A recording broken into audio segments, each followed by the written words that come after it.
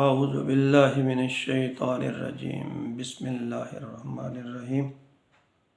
انتہائی پیارے اور قابل احترام مسلمان بھائیوں اور بہنوں، السلام علیکم ورحمۃ اللہ وبرکاتہ۔ میں اپنے اس چینل پیام اسلام سے اللہ اور اللہ کے رسول کی باتیں، ان کا پیغام اب تک پہنچانے کی کوشش کرتا ہوں اور اللہ سے دعا گو ہوں کہ اللہ تعالیٰ مجھے اس کام میں اخلاص نصیب فرمائے اور میرے لیے دونوں جہانوں کے لیے یہ نجات اور کامیابی کا ذریعہ بنا دے، آمین یا رب العالمین۔ بحیثیت مسلمان، جب بھی ہم اپنے نبی کا نام سنتے ہیں، ان کی تعریف سنتے ہیں، تو ہمارا ایمان تازہ ہو جاتا ہے۔ میں نے بھی یہ حدیث پڑھی، لطف آیا، سوچا آپ کے ساتھ بھی شیئر کروں۔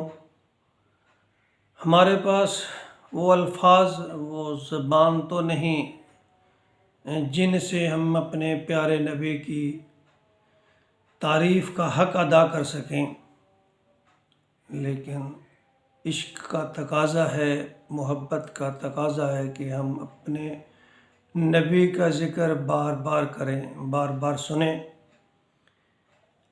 جو حدیث میں آپ کے سامنے پیش کرنے والا ہوں، اسے بخاری شریف میں 3561 نمبر پہ نقل کیا گیا ہے۔ حضرت انس رضی اللہ تعالیٰ عنہ فرماتے ہیں کہ میں نے نبی مکرم صلی اللہ علیہ وآلہ وسلم کی ہتھیلیوں کو حریر اور دباج سے زیادہ نرم پایا۔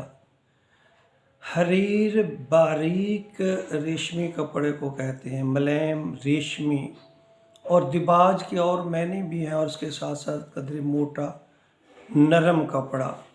یعنی آپ فرماتے ہیں کہ میں نے آپ کی ہتھیلیوں کو حریر اور دباج سے زیادہ نرم پایا، اور آپ کے جسم میں اطہر کی خوشبو کو دنیا کی خوشبوؤں سے زیادہ بہتر خوشبو پایا۔ صحابہ اکرام فرماتے ہیں کہ جب کبھی ہمیں نبی اکرم صلی اللہ علیہ وسلم کو تلاش کرنا ہوتا تو ہم آپ کی خوشبو کے ذریعے، جس گلی سے، جس جگہ سے آپ گزرتے، وہاں خوشبو ہوا کرتی تھی، ہم آپ کی خوشبو سونگھتے سونگھتے آپ تک پہنچ جایا کرتے تھے۔ سبحان اللہ۔